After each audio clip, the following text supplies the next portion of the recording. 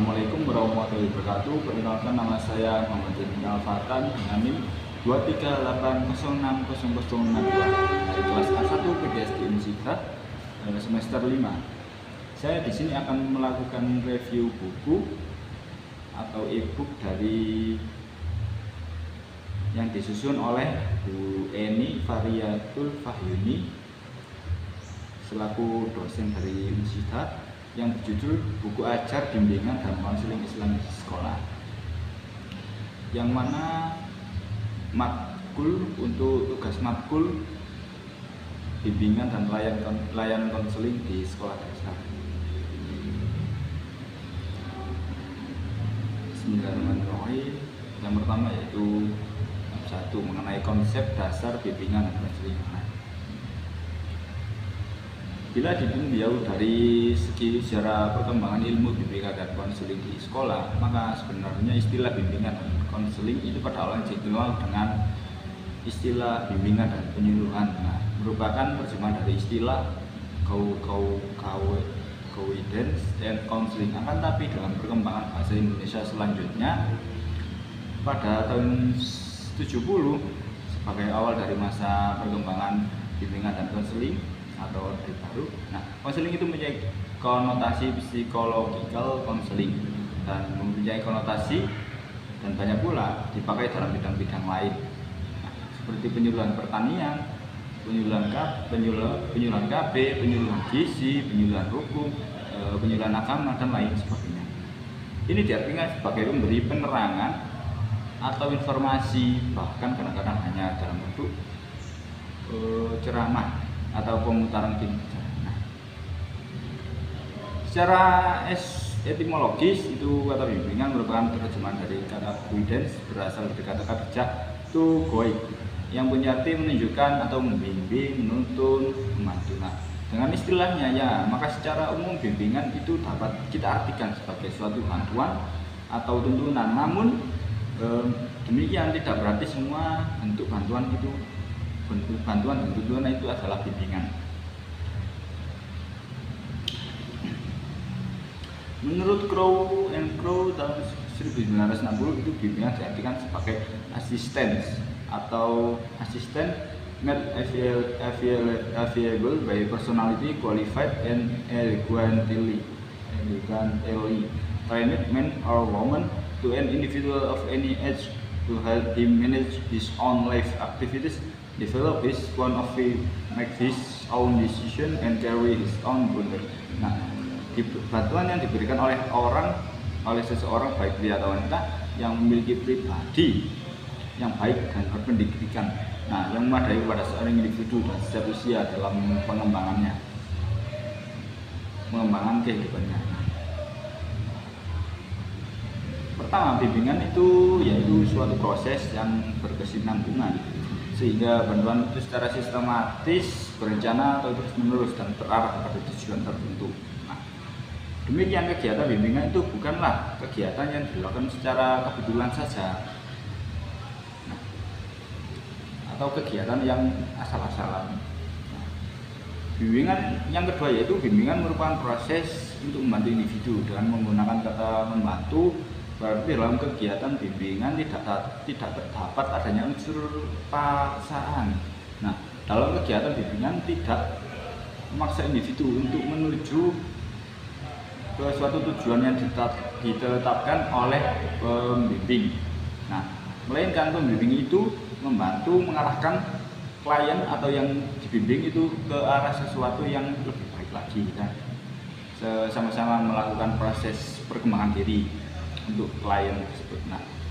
Ketiga, bantuan itu diberikan kepada setiap individu yang memerlukannya di dalam proses perkembangannya.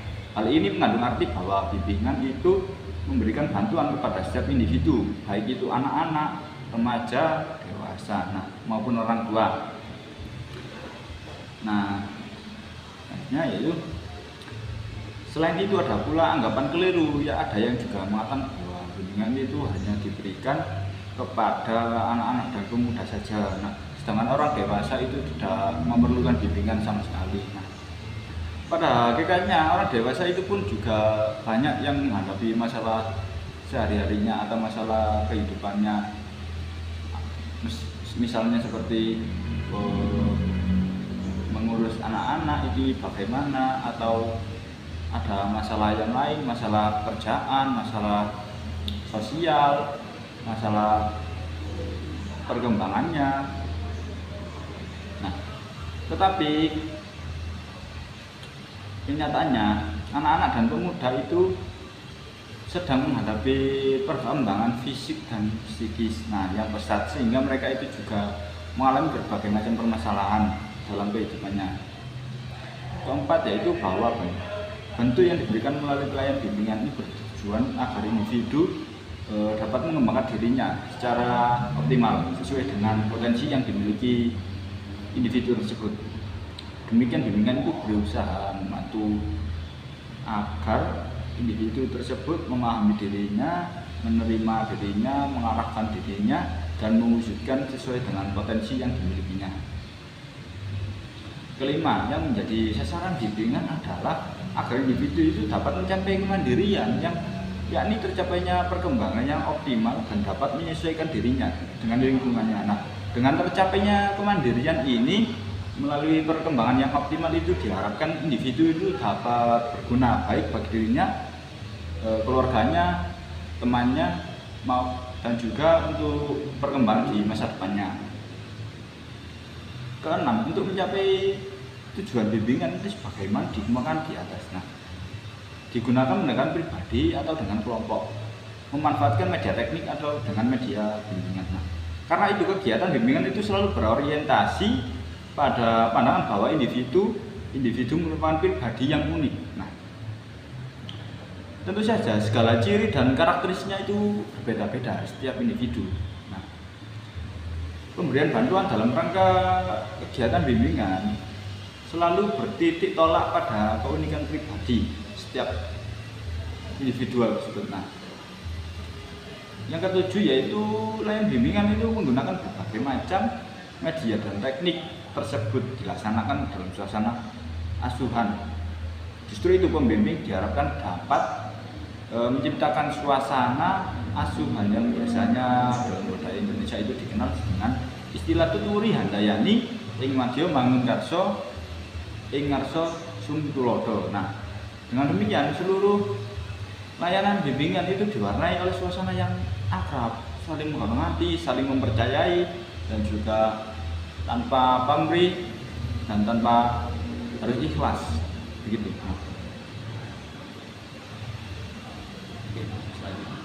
Selanjutnya yaitu pengertian konseling. Nah, konseling ini berasal dari bahasa Inggris to counsel yang secara etimologis berarti to give advice. Nah, memberi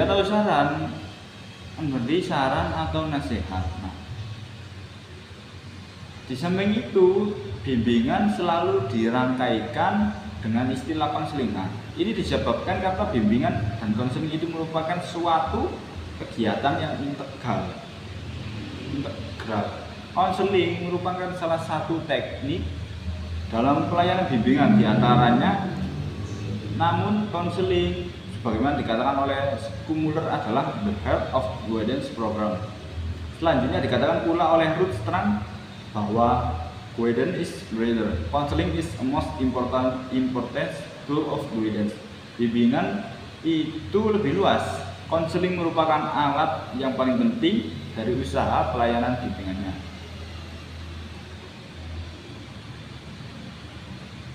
Nah, bimbingan dan konseling Islam. Nah, kita memahami bahwa yang dimaksud dengan bimbingan konseling, maka pada uraian yang menguraikan pengertian bimbingan dan konseling Islami.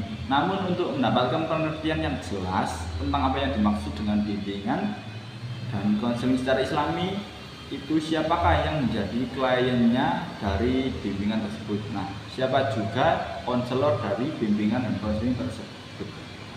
Maka kita akan memperoleh pengertian dari bimbingan dan konseling secara Islami.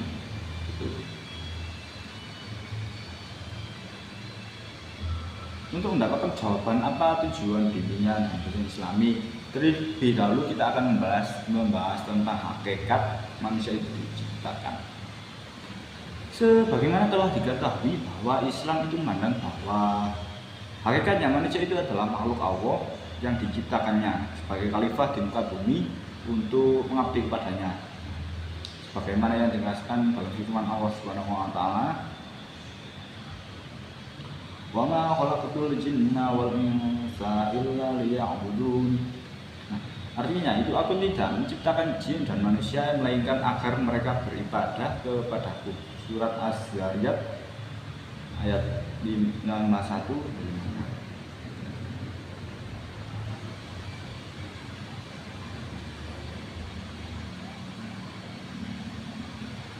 Konseling Islami itu adalah suatu usaha membantu individu dalam menanggulangi penyimpangan perkembangan yang fitrah pertamanya di dunia, sehingga ia kembali menyadari perannya sebagai khalifah di muka bumi ini yang berfungsi untuk menyembah Tuhan kita alam semesta, yaitu Allah Subhanahu wa taala. Nah, pemahaman dari pengertian ini dapat diperoleh dari jawaban tentang siapa klien bimbingan dan konseling Islami itu. Setiap individu mulai dari lahirnya sehingga terinternalisasikan norma-norma yang terkandung dalam Al-Quran dan Hadis dalam setiap perilaku dan sikap hidupnya. Selanjutnya yaitu bab 2, yaitu fungsi bimbingan dan konseling. Nah, menurut Kamaluddin, layanan bimbingan yang diberikan di sekolah ditinjau dari maksud memberikan bimbingan dibedakan fungsinya, yaitu sebagai berikut. Yang pertama yaitu bimbingan berfungsi preventif, pencegahan. Yang kedua bimbingan berfungsi kuratif, yaitu penyembuhan korektif. Yang ketiga yaitu bimbingan berfungsi preservatif atau penjagaan. Yang keempat yaitu bimbingan berfungsi developmental atau pengembangan. Yang kelima bimbingan sebagai distributif, penyaluran. Yang keenam bimbingan berfungsi adaptif, pengadaptasian. Yang ketujuh bimbingan berfungsi adjustif, penyesuaian. Nah,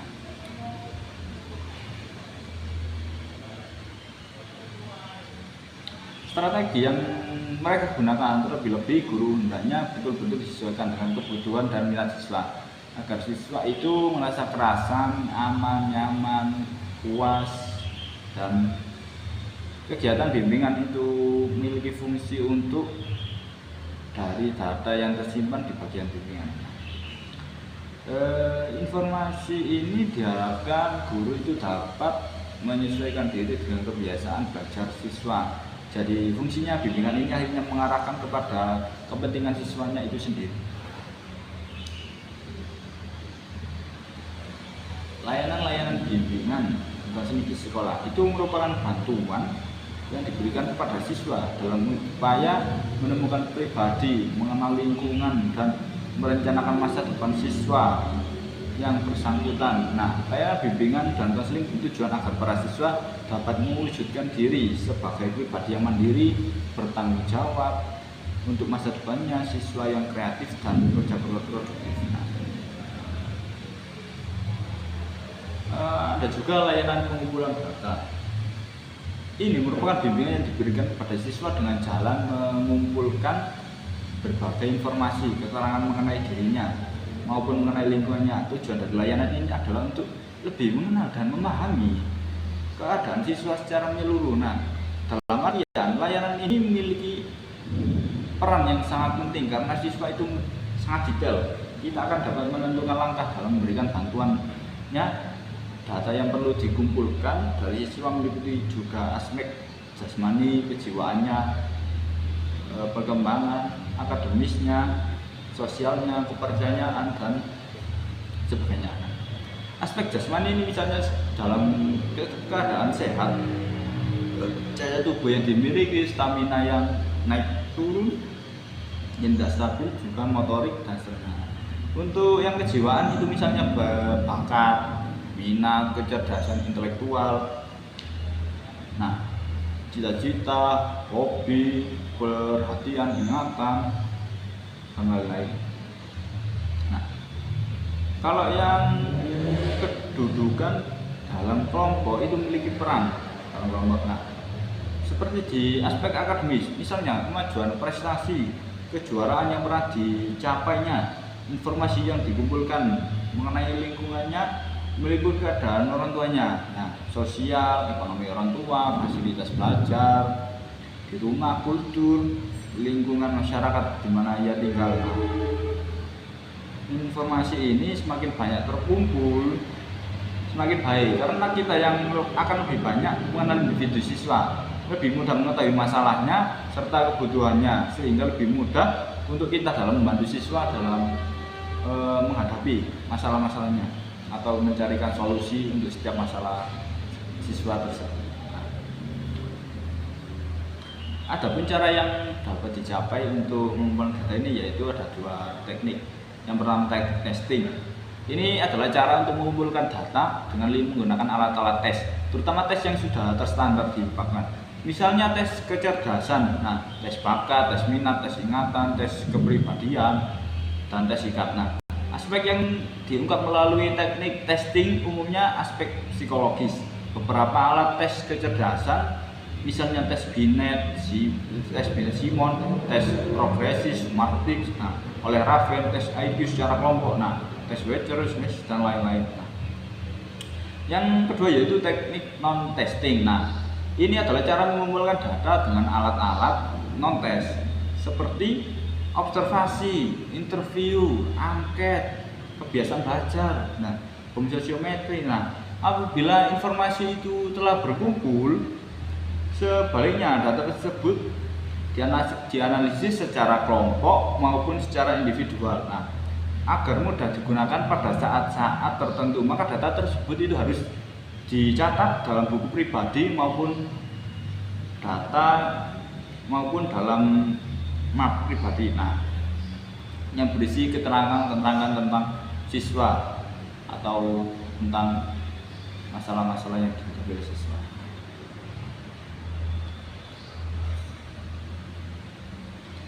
Nah, layanan informasi itu juga layanan yang berupa pemberian, penerangan, penjelasan, pengarahan. Nah, informasi yang perlu disampaikan kepada siswa itu terutama mengenai hal-hal yang berguna bagi kehidupannya. Nah, hal ini itu jarang dibicarakan dalam mata pelajaran di sekolah itu. Nah, misalnya informasi mengenai sistem belajar, nah, informasi mengenai jurusan, nah, informasi mengenai kelanjutan studi, cara bergaul dengan teman. Nah, itu tidak diajari di sekolah, tapi para siswa itu harus biasanya itu lingkungan keluarganya yang bisa mengajari tentang sosial atau lingkup pertemanan, gimana, jangan berteman dengan anak itu. Nah itu sebenarnya mencakup lingkungan keluarga juga.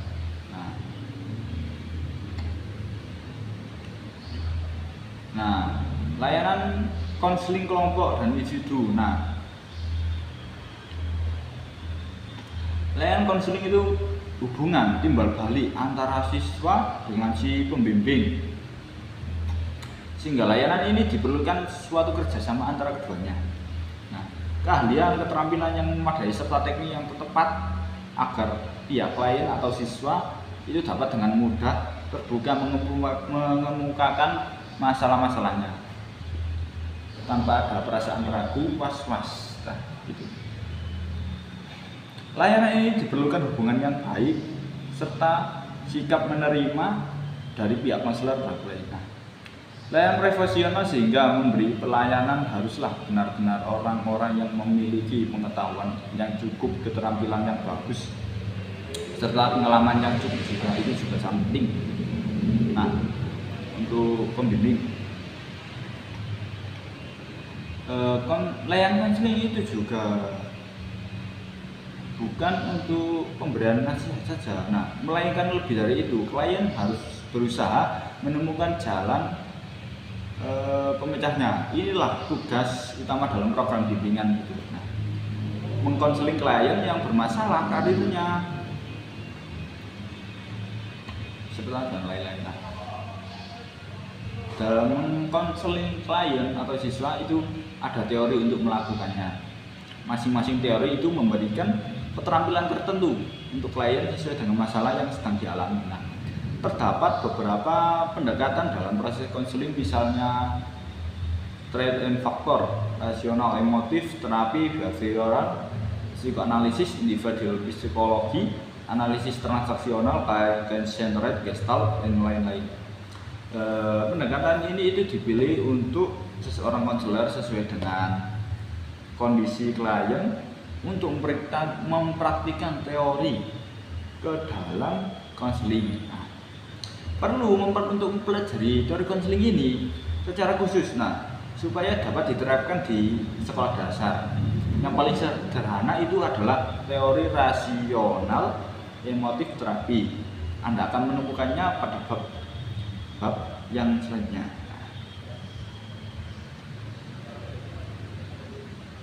Oke, langsung saja.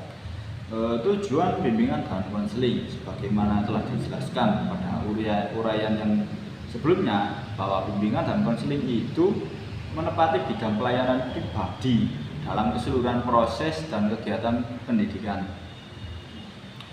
Hubungan pelayanan bimbingan dan konseling ini diberikan pada siswa dalam rangka upaya agar siswa itu dapat menemukan pribadi, mengenai lingkungan, dan merencanakan masa depannya. Nah, itu kan sangat penting ya untuk para siswa dan siswa. Fungsi bimbingan dan konseling. Nah, ini bertujuan agar peserta didik atau siswa itu menentukan dirinya, mengenal dirinya, dan bisa merencanakan masa depannya, mengenal potensi dan bakat minatnya. Nah,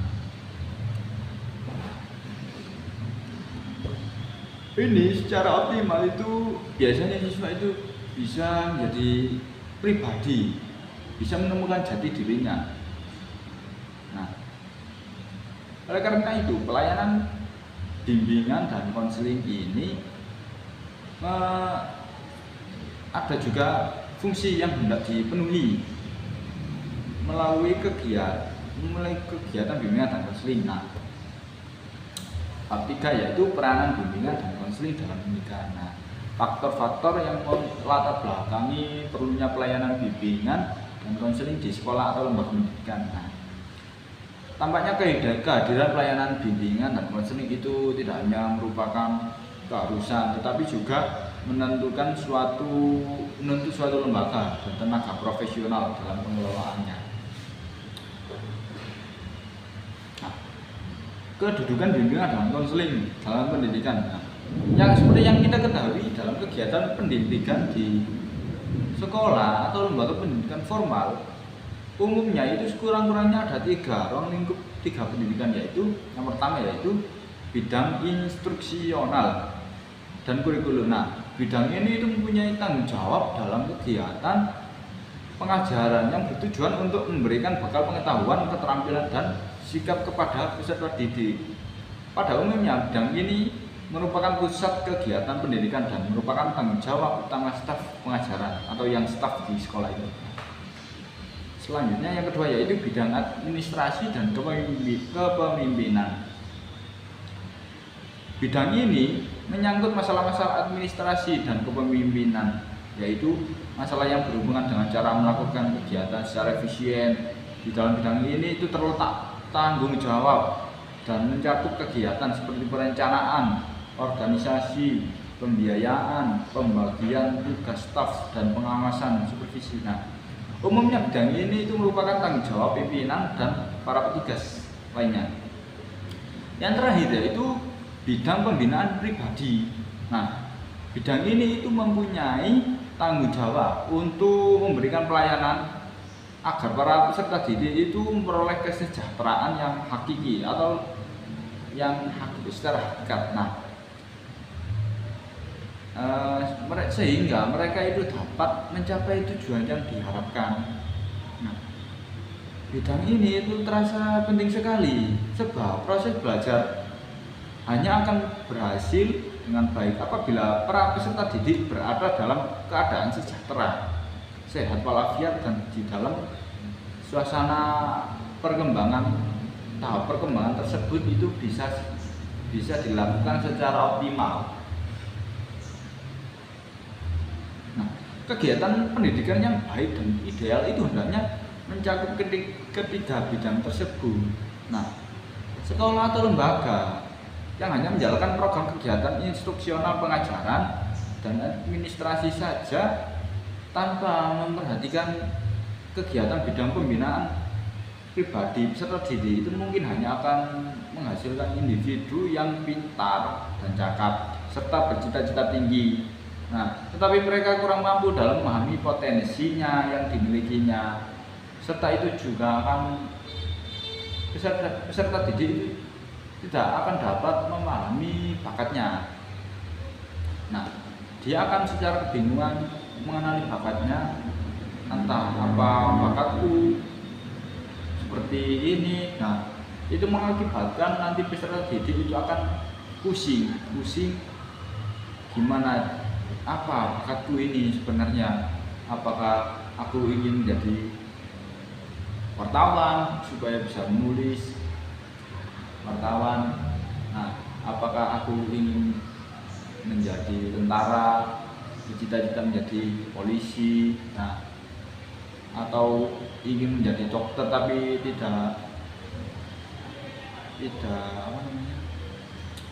mengetahui bakatnya apa juga bakatku itu melukis. Nah, seperti itu. Nah, kondisi seperti ini itu dirasakan perlunya pelayanan bimbingan dan konseling untuk memfokuskan kegiatan dalam membantu para peserta didik secara pribadi. Nah, agar mereka itu dapat berhasil untuk memperoleh proses pendidikan yang sebenarnya atau yang sedang ditempuhnya. Nah, melalui program ini, setiap peserta didik itu diharapkan mendapatkan kesempatan untuk mengembangkan setiap potensi yang dimilikinya. Mereka dapat menemukan kebahagiaan pribadi dan kemanfaatan sosial. Nah, demikian dapat juga dikatakan bahwa program pelayanan bimbingan dan konseling itu berusaha untuk dapat mempertemukan antara kemampuan individu dan cita-citanya serta situasi dan kebutuhan masyarakat. Nah, ada dikatakan demikian karena beberapa alasan. Nah, beberapa masalah dalam pendidikan dan pengajaran tidak mungkin diselesaikan hanya dengan guru atau dosen sebagai staf pengajar saja. Nah, pada umumnya guru atau dosen itu lebih banyak menggunakan waktunya untuk melaksanakan tugas dan tanggung jawabnya dalam kegiatan pengajaran.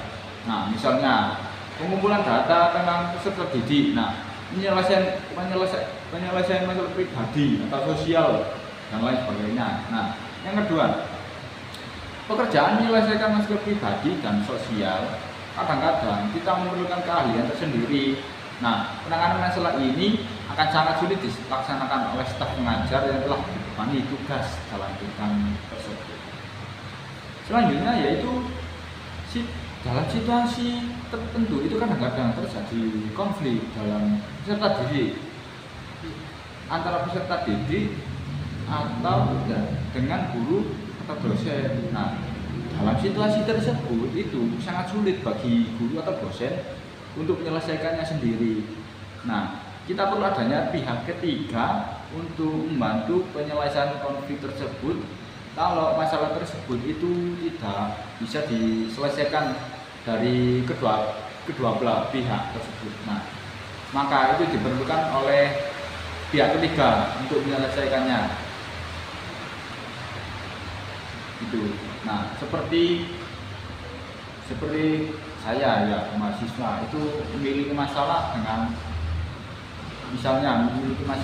dosen A. Nah, kita kedua belah pihak itu tidak bisa menyelesaikan masalah dari yang kita hadapi ini. Nah, perlunya ada pihak ketiga dari kaprodi atau kemahasiswaan. Nah, gitu, untuk menyelesaikan masalah kita.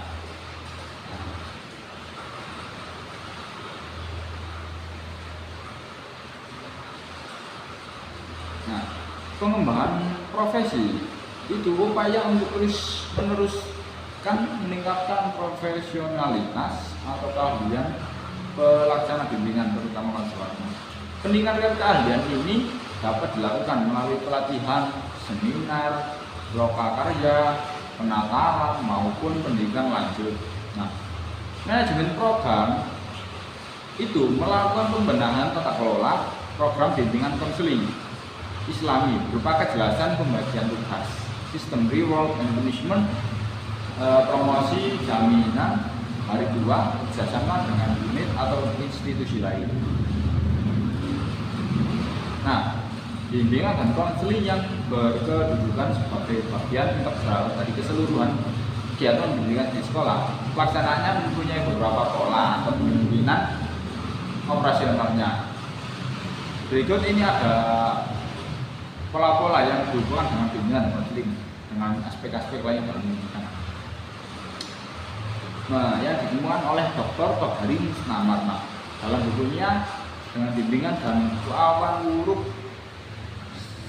sebagai suatu sistem sebagai berikut. Nah, pola pertama dari buku tersebut, nah, bimbingan identik dengan pendidikan.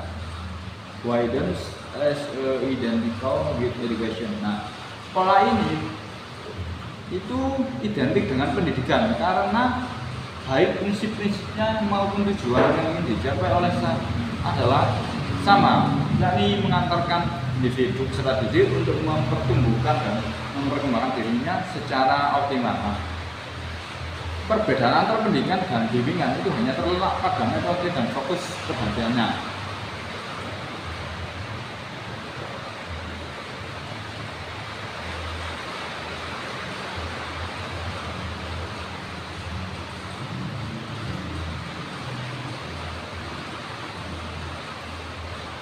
Juga ada bimbingan dalam kurikulum. Nah, kurikulum itu segala usaha dan kegiatan sekolah untuk mengaruhi anak belajar baik di dalam kelas, sekolah maupun di luar kelas.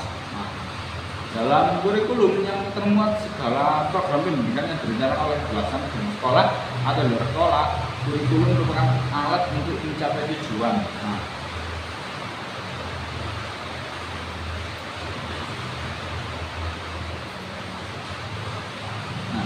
Juga ada istilah bimbingan maupun istilah konseling yang biasanya berarti sebagai pilihan. Ternyata tidak hanya dikenal dalam bidang pendidikan saja, tapi sering juga dipakai dalam bidang-bidang yang lain. Saat ini penggunaannya itu semakin populer. Misalnya digunakan di dalam bidang pertanian atau dalam grup penyuluhan pertanian lapangan. Memberikan bimbingan mengenai cara memberantas hama, lereng. Bidang hukum, mahasiswa fakultas dari Universitas X, memberikan penyuluhan hukum kepada masyarakat desa. Juga ada di bidang kesehatan, petugas puskesmas memberikan penyuluhan mengenai gizi kepada ibu-ibu PKK. Dan masih banyak bidang-bidang lain. Oke, sekian, terima kasih. Kurang lebihnya mohon maaf. Wassalamualaikum warahmatullahi wabarakatuh.